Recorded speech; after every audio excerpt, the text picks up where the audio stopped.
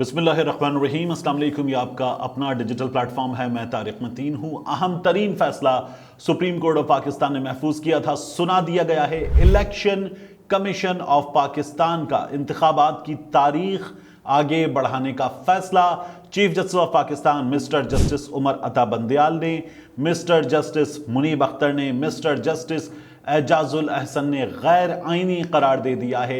Election commission of Pakistan को ये इख्तियार नहीं था, चीफ जस्टिस ऑफ पाकिस्तान ने बता दिया है। अब क्या होगा, वीडियो में इसकी बात करेंगे। अब तक क्या हुआ है इसका जायजा लेंगे। एक बार फिर आज के दिन गंद मचाने की कोशिश की गई मुस्लिम लीग नून की जानिब से, उस कोशिश की बात करेंगे। और एक मजाक है जो हमने आज लाहौर में इंसदाद दहशतगर्दी की अदालत में देखा, उस मजाक की भी बात करेंगे इस वीडियो में। सबसे पहले इलेक्शन कमीशन ऑफ पाकिस्तान के जो इंतखाबात को आगे बढ़ाने का फैसला था, गैर आईनी फैसला, उसके साथ सुप्रीम कोर्ट ऑफ पाकिस्तान ने क्या किया है यह आपको बताऊं तो जान लीजिए कि सबसे पहले हुआ यह है कि इलेक्शन कमीशन का फैसला अदालत उज़्मा ने कलअदम करार दे दिया है।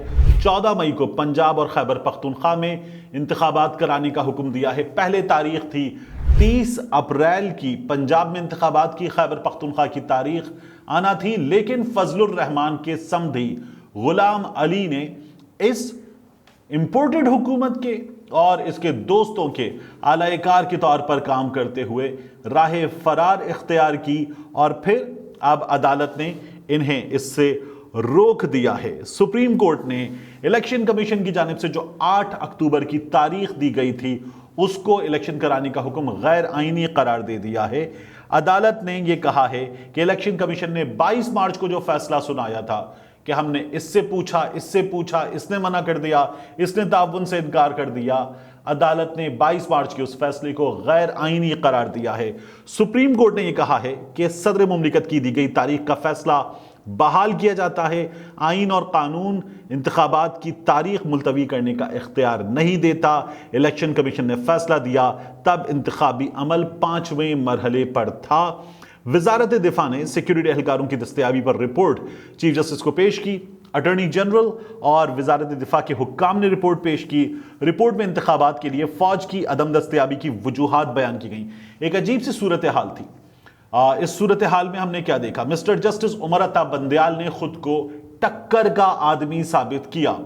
जब 97वें का एपिसोड हुआ था तो एक इस रजिस्ट्री में जज साहिबान बैठे हुए हैं और वहां से फैसला आ रहा है, एक इस रजिस्ट्री में जज साहिबान बैठे हुए हैं, वहां से फैसला आ रहा है, और पाकिस्तान के चीफ जस्टिस के खिलाफ मजीद अदालतें लगी हुई हैं और फैसले दे रही हैं। यह सब कुछ हो रहा था, लेकिन अब chief justice mister justice Umar Ata Bandial ने पेशबंदियां कर रखी थी।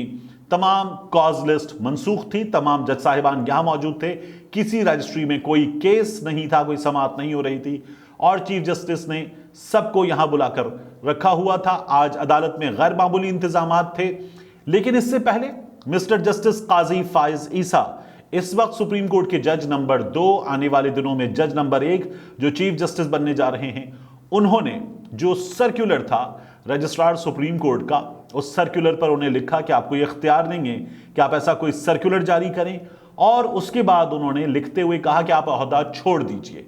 कैबिनेट डिवीजन को इसकी यह खत अरसाल किया गया, इसकी हिदायत दी गई और कैबिनेट डिवीजन ने उसके बाद ये मजीद कार्रवाई के लिए हुकूमत को भिजवाया। हुकूमत ने फौरी तौर पर एक इजलास बुलाया और जो जस्टिस काजी फाइज ईसा ने कहा था उसकी मंजूरी दे दी। चंद घंटों के बाद रजिस्ट्रार सुप्रीम कोर्ट को, इशरत अली साहब को, OSD हुकूमत की जानिब से बना दिया गया।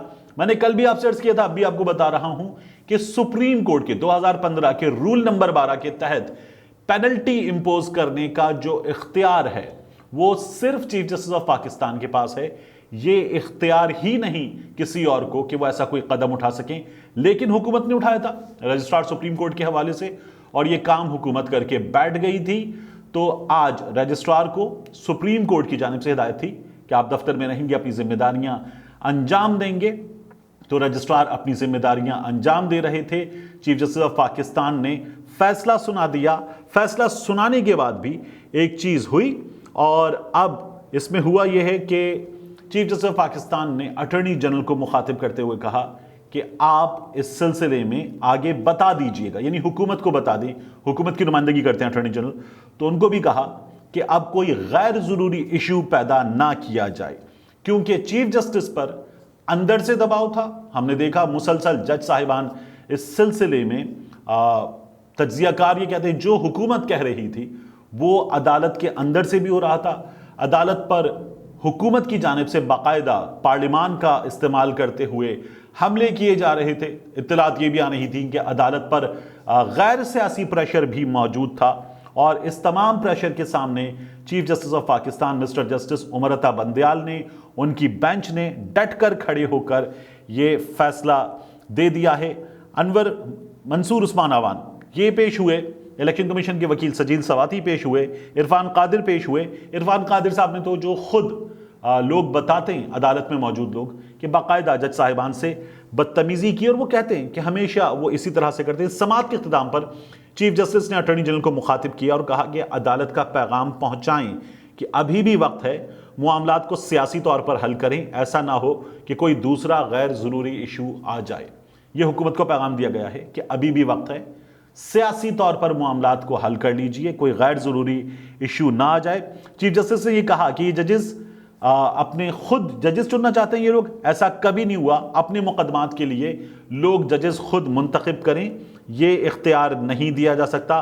कानून किसी को भी इलेक्शन मुलतवी करने का इख्तियार नहीं देता, ये चीफ जस्टिस ने बता दिया है। और उन्होंने कहा कि इलेक्शन कमीशन के इस फैसले की वजह से पहले ही काफ़ी दिन ज़ाया हो गए हैं, अब इंतखाबात करवाए जाएं। इसका नतीजा क्या है? देखिए, इसका नतीजा यह है कि हुकूमत एक बार फिर अड़ सकती है। हुकूमत ये कह चुकी कि हम नहीं मानेंगे, ना मानने का ऑप्शन नहीं है, सुप्रीम कोर्ट ऑफ पाकिस्तान का हुक्म है। अगर ये नहीं मानते तो फिर ये एक रिव्यू पिटीशन में जाएंगे। वो रिव्यू पिटीशन जो है वो चीफ जस्टिस ऑफ पाकिस्तान उसे मुस्तरद कर सकते हैं, और इलेक्शन तो 90 दिन के अंदर होने, ये आईनी सूरत हाल है।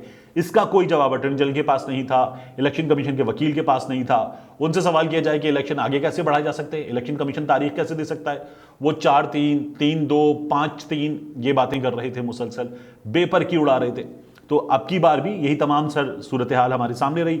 यहाँ अब इलेक्शन होंगे इंशाल्लाह, और अगर हुकूमत मजबूर हुई तो पूरे पाकिस्तान में इलेक्शन पर मजबूर हो जाएगी हुकूमत, क्योंकि पाकिस्तान की इस्टेब्लिशमेंट, पाकिस्तान की हुकूमत अफोर्ड नहीं कर सकती कि 2 हिस्सों में टूटकर इलेक्शन हो। पहले कभी हुए नहीं है पाकिस्तान में, अब की बार अदालत का हुक्म है तो इन्हें सरेंडर करना पड़ेगा। एक दूसरा, इमरान खान साहब की आज पेशी थी इंसादे दहशतगर्दी अदालत में।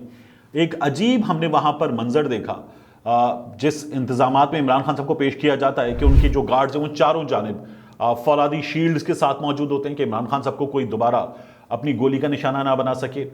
एक फौलादी सा कवर होता है इमरान खान साहब के चेहरे पर, और उसके ज़रिए खुदा ना खास्ता कोई हेडशॉट ले सके, उस चीज़ को यकीनी बनाया जाता है, रोका जाता है। और इमरान खान साहब अदालत में पेश हुए। आज सुबह इस पेशी के हवाले से इस्तस्ना की दरख्वास्त दायर की गई थी। अब एक अजीब मजाक था, फवाद चौधरी साहब ने इस सिलसिले में एक अदर ट्वीट भी किया है। फवाद चौधरी साहब कहते हैं कि इमरान खान साहब जिले शाह कत्ल केस में अदालत में पेश होने जा रहे हैं। ये सिर्फ इस केस में उनकी तीसरी हाजिरी है। जिले शाह कत्ल केस में ये वो मजाक है जो कानून के नाम पर हो रहा है। वजीर आला और आईजी ने प्रेस कॉन्फ्रेंस करके कहा कि जिले शाह का कत्ल ट्रैफिक हादसा था, और उसी केस में इमरान खान, फवाद चौधरी और दीगर कत्ल के नामजद मुलजिम हैं। ये इस वक्त हमारे यहाँ की सूरत हाल है।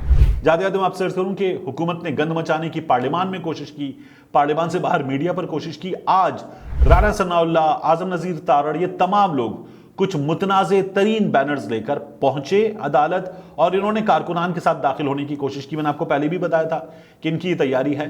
इस कोशिश को नाकाम बना दिया गया वहां पर सिक्योरिटी की जानिब से। फिर उसके बाद ये अपने आंसू उन बैनर्स की शक्ल में अदालत के बाहर छोड़कर वहां से चले गए।